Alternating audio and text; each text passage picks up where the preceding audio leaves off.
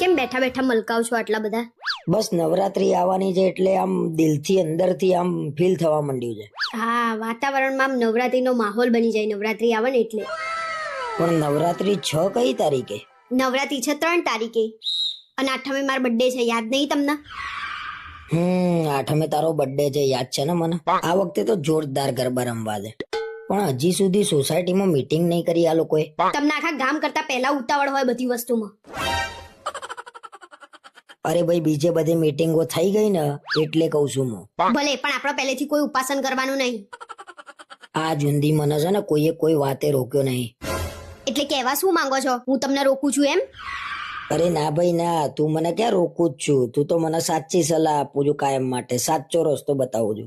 હવે ટોન્ટ મારીને પોતાની જાતનો હોશિયાર ના સમજો. તમને તો નાનું છોકરું એ છેતરી જાય ને એવા છો.